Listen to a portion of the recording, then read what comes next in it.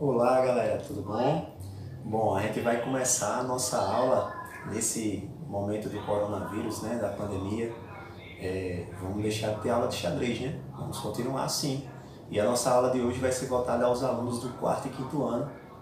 E o nosso tema é Sistema Lunda. O Sistema Lunda ele é uma abertura de brancas, bastante agressiva, gosta muito de atacar. E o jogador ele pode se identificar com esse tipo de jogada. Então o tio vai mostrar para vocês como fazer essa jogada aqui, certo? Gostaria que vocês prestassem bastante atenção e aqueles alunos que gostarem e de repente querem fazer nas suas partidas podem fazer também, certo? Então vamos lá. Aqui nós temos no quadro tabuleiro as peças estão de formas corretas, as peças claras na casa 1 e 2 e as peças escuras na casa 7 e 8, certo? O tio vai mostrar primeiro a linha principal. A linha principal do sistema longo é as brancas ficarem nesse formato aqui, nesse formato.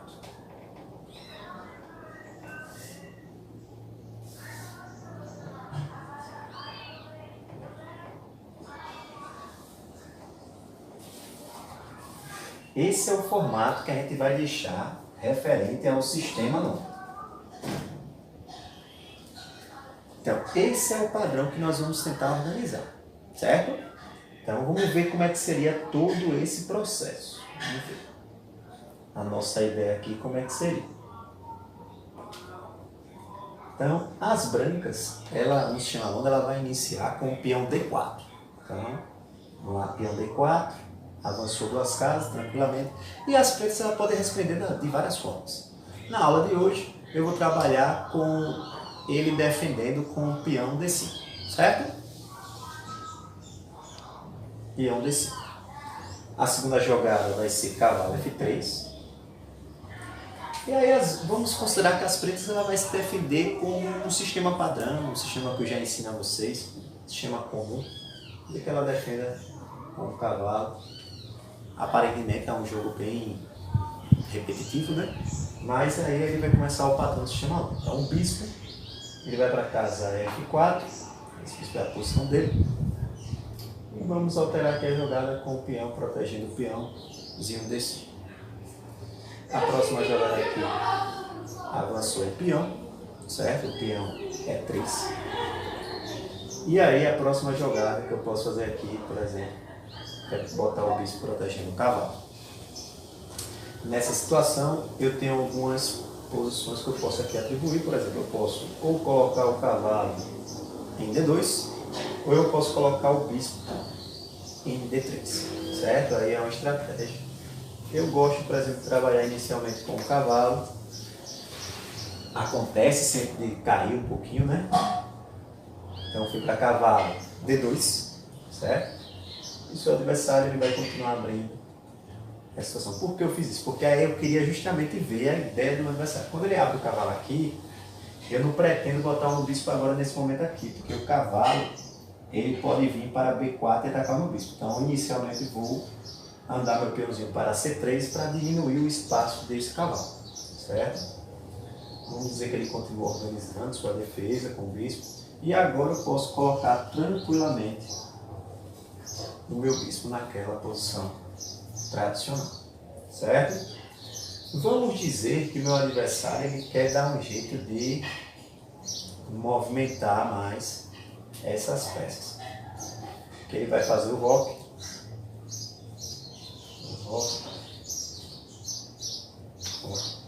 E aí o jogador de brancas ele tem uma situação. Ou ele faz o roque, certo? O roque pequeno logo. Ou ele espera um pouco mais do adversário tentar entrar no jogo. Vou mostrar como. Eu posso trazer a dama para cá, certo? Para casa 2, porque aí eu fico com um centro forte. Se eu quiser avançar o peão E3 para a casa E4, mesmo que ele troque, eu tenho cavalo, bispo e dama atacando, e ele só vai ter o cavalo protegendo. Então eu vou ganhar o pequeno centro e com certeza vou ter mais espaço para dominar o jogo, certo? Vamos dizer que na situação aqui, ele deixou a dama muito presa, né?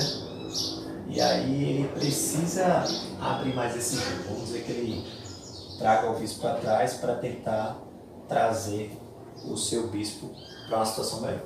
Outra situação aqui que você pode fazer é trazer a torre para D1. E aí você fica todo mundo concentrado nessa região, todo mundo concentrado já para você fazer o rock pequeno.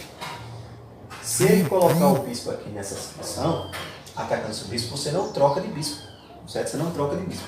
Na realidade, você recua ele para G3 com o objetivo que ele faça a sua captura, certo? O jogador de pretos vai pensar, vai analisar, e para ele esse bispo dele não está meio fraco, então para ele é interessante trocar.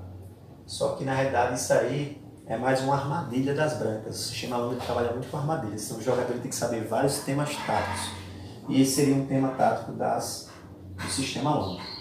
Você vê que eu fiz uma captura com H2. Por que eu não fiz uma captura, por exemplo, com F2? Porque a minha ideia do H2 é abrir o espaço da torre e fazer um ataque poderoso lá no peão H7. Tio, mas o peão H7 está protegido pelo cavalo F6. Não tem problema, a gente vai tentar fazer algumas estratégias que façam com que esse cavalo saia dessa região, certo? Então vamos dar um exemplo aqui. Vamos dizer que ele queira trazer a dama mais próximo do jogo, dar mais espaço para ela. E aqui você pode começar a usar alguns artifícios. Vou dar um exemplo para você. Vamos dizer que você coloca o cavalo aqui em E5. No sistema London, esse cavalo ele é muito importante aqui no pequeno centro, certo? A ideia é trocar ele e tirar o poder desse cavalo. Se seu adversário fizer a captura do cavalo, você pode abrir um sorrisão que a defesa dele vai ficar meio comprometida. Por exemplo, aqui é uma captura de peão. Esse peão agora ameaça o cavalo, não é isso? Ameaça o cavalo. O cavalo, a partir do momento que ele sair aqui, esse peão está vulnerável, porque esse peão ele vai estar sendo atacado pelo bispo, pela torre. E a própria dama pode entrar com um poder de fogo muito forte, certo? Ele vai ter que tirar o cavalo. Agora vamos pensar, será que existe uma possibilidade melhor para ele? Se você for analisar, ele tem esse espaço aqui, certo? Ele tem esse espaço que pode ser pego por ele. Ele tem esse não, porque para ele a torre pega ou a dama. Aqui também é ruim, ele pode voltar para atacar o peão. Vamos ver as duas possibilidades. Vamos usar a primeira possibilidade, se ele recuasse e atacasse o peão. Se ele recuasse e atacasse o peão, praticamente já finalizou o jogo. Porque aqui você pega o peãozinho lá com o bispo dando um cheque. O rei não pode capturar o bispo. Por qual motivo? Se ele capturar, ele leva um cheque, então isso aí é considerado uma jogada ilegal. Ele vai ter que ser obrigado a sair, certo? A partir do momento que você recuar o bispo para cá, na realidade não precisa nem recuar agora no momento. Você pode trazer a dama para cá para poder ficar mais forte, mais firme, certo? Aqui vamos pensar se existe uma jogada para ele nesse momento agora.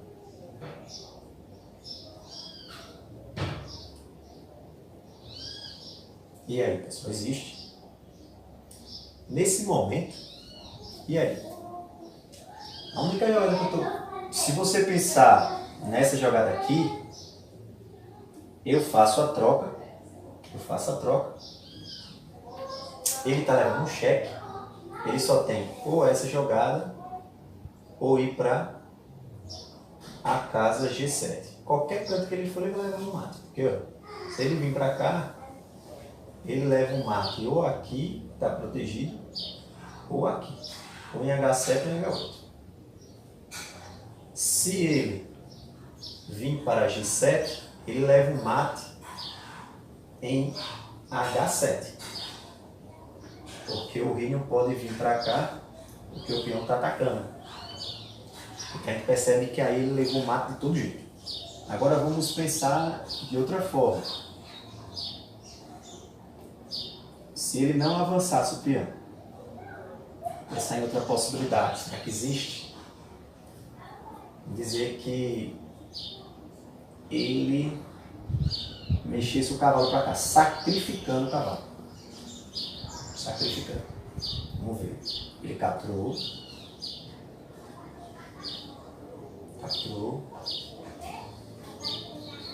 ele pode pegar com a dama. E aí o detalhe vai ser mate de novo. Porque, ó, quando ele botar o bispo aqui, ó, nessa casa, cheque, ele vai ter que votar. E aí você tem mate de novo, ou em H7, ou em H8. Porque não pode capturar por cada torre. Agora, você viu que eu coloquei o bispo na casa G6. Por que eu fiz isso? Porque se eu colocasse, por exemplo, o bispo aqui, ele poderia trazer a dama para cá. Não ia ser checkmate. Certo? Se eu pegasse esse bispo e colocasse, sei lá, voltando tudo, também de novo a dama dele vem para cá e não seria checkmate. Então a jogada nesse caso de checkmate seria estrategicamente você colocar o bispo na casa G6.